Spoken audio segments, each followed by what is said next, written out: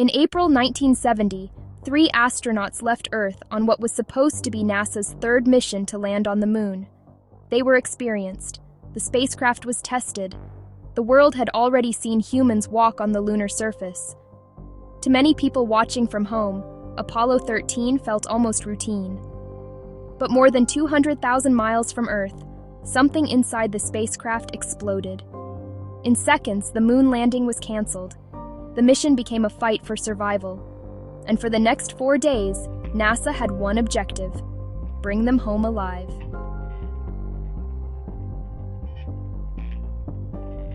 Apollo 13 launched on April 11, 1970. The crew was Commander Jim Lovell, Command Module Pilot Jack Swigert, and Lunar Module Pilot Fred Haise. For NASA, this was not the first moon landing. Apollo 11 had made history in 1969. Apollo 12 had proved NASA could do it again. Apollo 13 was supposed to continue the momentum. The plan was simple in theory: fly to the moon, enter lunar orbit, land Fred Haise and Jim Lovell on the surface, conduct experiments, collect samples, then return home. But public attention had already started to fade. The miracle of landing on the moon had quickly become yesterday's news. Television networks did not even carry parts of the Apollo 13 broadcast live. But inside NASA, nobody treated it like routine. Because space is never routine. Every switch mattered. Every tank mattered. Every calculation mattered. And Apollo 13 was carrying a hidden problem that no one could see. For the first 2 days, the mission appeared to be going well. The crew was coasting toward the moon. Then, on April 13th, Mission Control asked Jack Swigert to perform a routine procedure. He stirred the oxygen tanks. Moments later, the spacecraft shook violently. A loud bang echoed through the cabin. Warning lights appeared. Electrical power began dropping. Oxygen pressure was falling. At first, no one fully understood what had happened. Houston, we've had a problem. Jim Lovell looked out the window. Something was venting into space. It was oxygen. The spacecraft was bleeding away one of the things keeping the crew alive.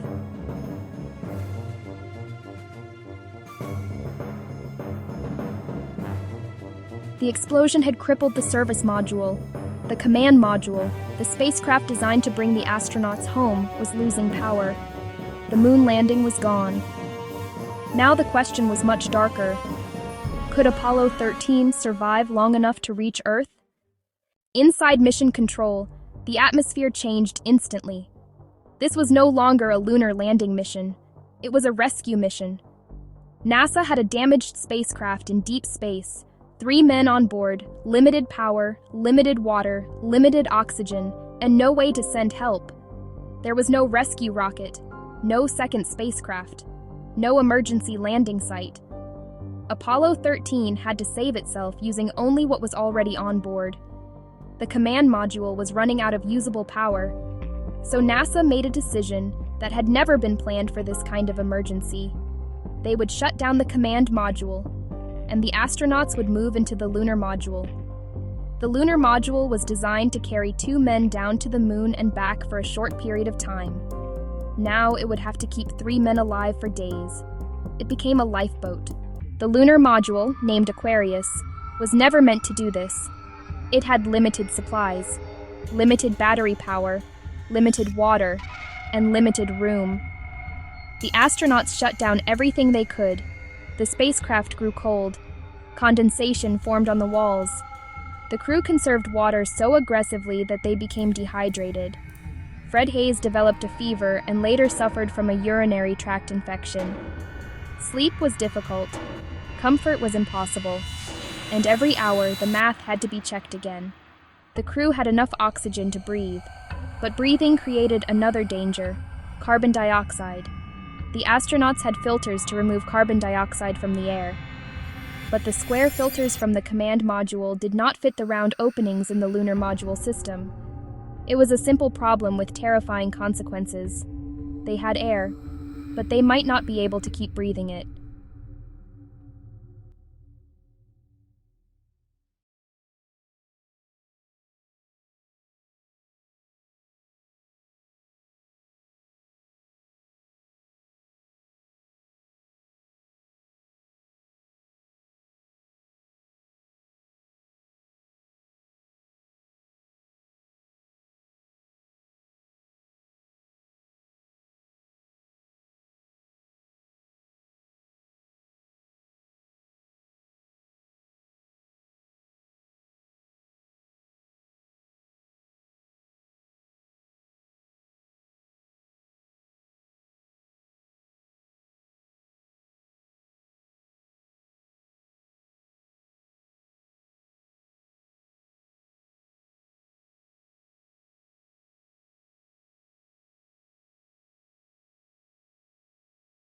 13 still had to pass the moon.